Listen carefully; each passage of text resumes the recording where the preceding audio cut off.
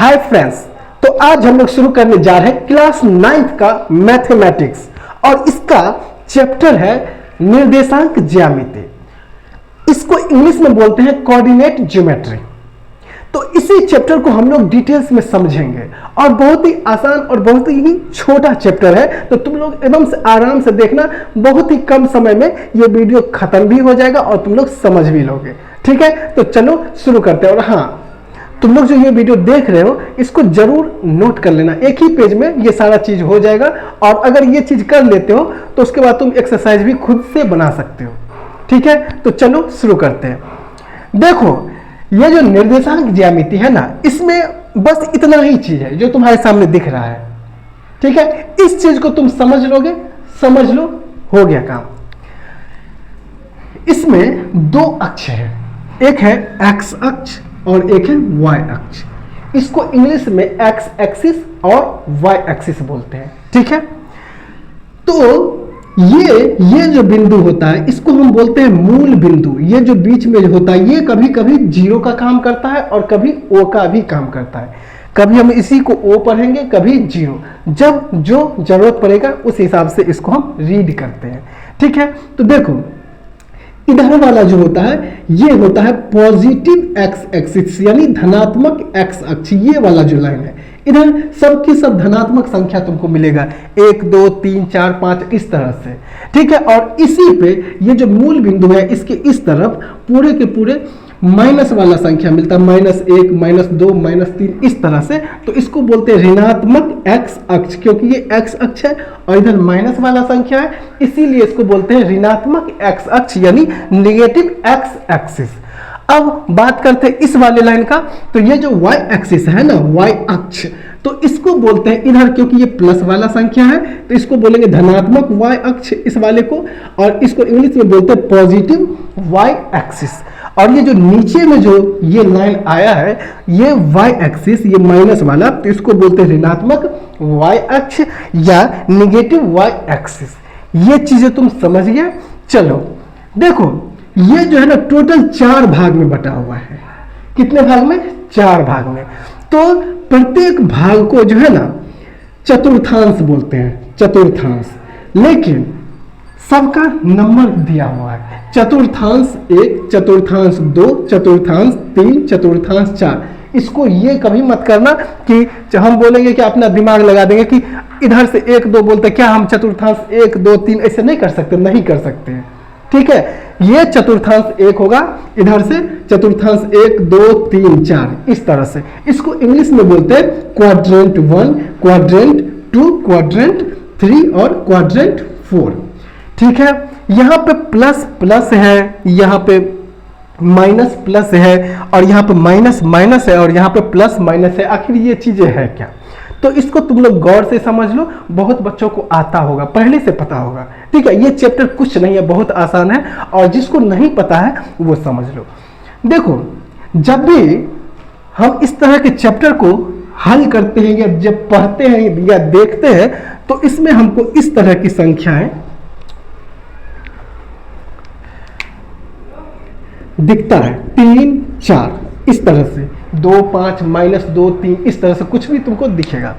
तो ये जो पहला संख्या होता है ये होता है x वाला संख्या और ये होता है y। ये x अक्ष वाला होगा, ये y अक्ष वाला होगा।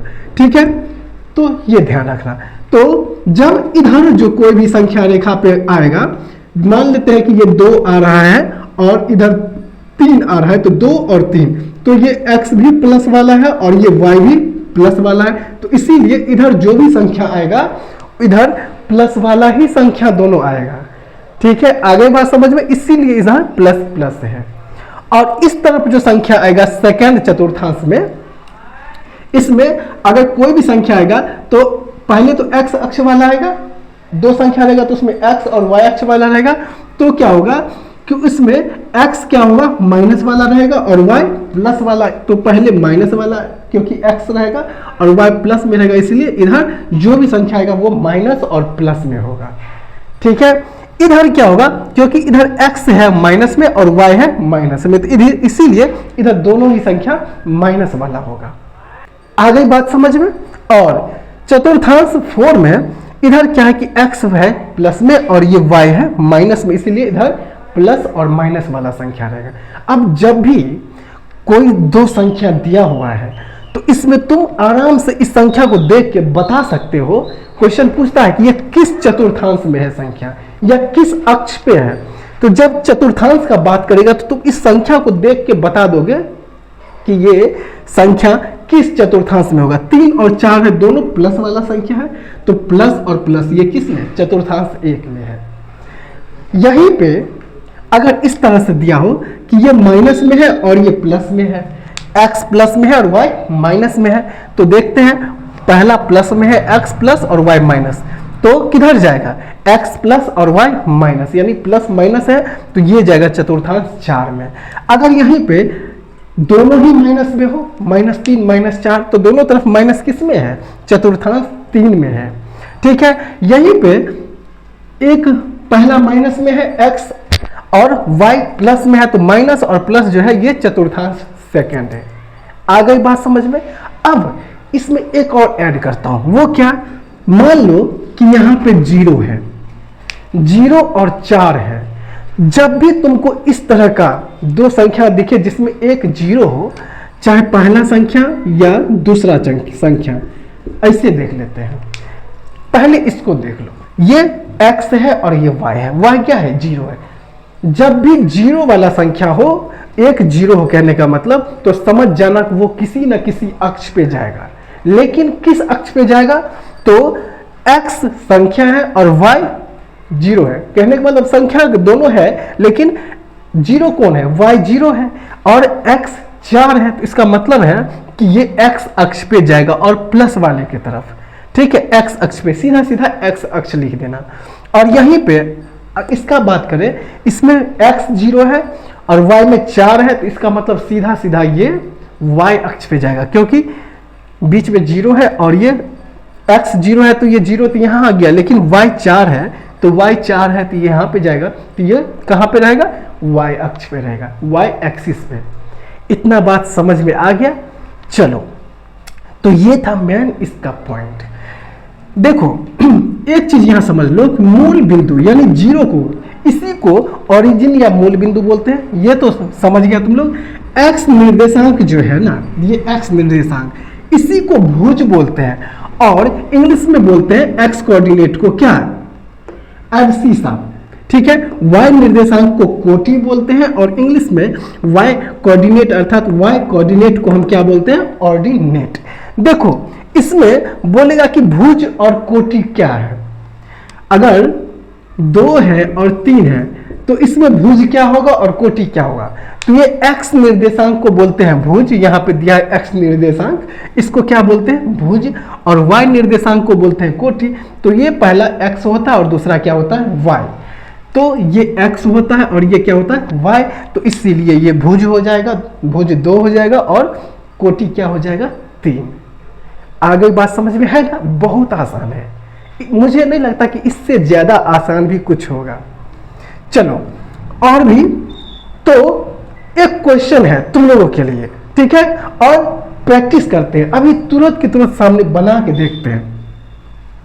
यहां पे है बिंदु -11 0 स्थित है और ऑप्शन दिया है x अक्ष पर, B में है y अक्ष पर, C में है चतुर्थांश 3 में और D में है चतुर्थांश 2 में, और उसी का इंग्लिश में है यहाँ पे।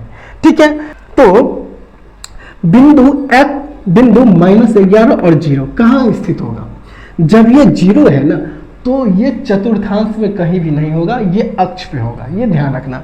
लेकिन 0 क्या है, y 0 में है, तो ये x अक्ष पे स्थित होगा। तो ये मेरा जो ऑप्शन है ना, ये x अक्ष, ये सही है।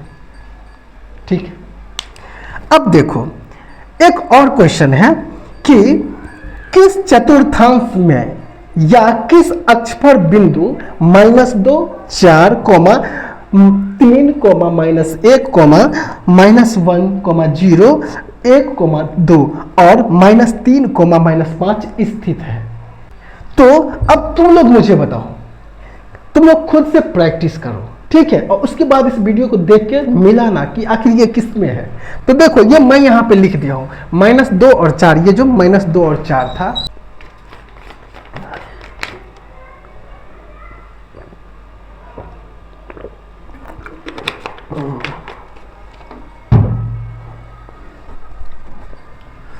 देखो -2 4 ये पूरा का पूरा यहाँ लिख दिया, -2 है और 4 है। बोलता है किस चतुर्थांश या किस अक्ष पर है, बताओ। -2 है और 4 है, एक माइनस में है, x माइनस में है और y प्लस में है। यहां पे देखो x माइनस में है, प्लस में है, ये किस चतुर्थांश में होगा, 2 में, तो चतुर्थांश 2, 3 और -1 है तो ये चतुर्थांश 4 में है। कैसे, यानी प्लस और माइनस है तो प्लस और माइनस, चतुर्थांश 4 में। देखो -1 और 0 है, y 0 है तो ये किस पे होगा, x अक्ष पे। 1 और 2 है, दोनों ही प्लस वाला है तो ये चतुर्थांश फर्स्ट में है। और -3 और -5 है, ये दोनों ही माइनस वाला है, तो कहाँ होगा, चतुर्थांश 3 में। कितना आसान चैप्टर है। तो तुम लोग इस चैप्टर को खुद से बनाने का कोशिश करना, नहीं हो तो कमेंट बॉक्स में लिखना, मैं उस पर भी वीडियो बनाऊंगा जल्द। तो फिर मिलते हैं नेक्स्ट वीडियो में, तब तक के लिए टाटा बाय बाय।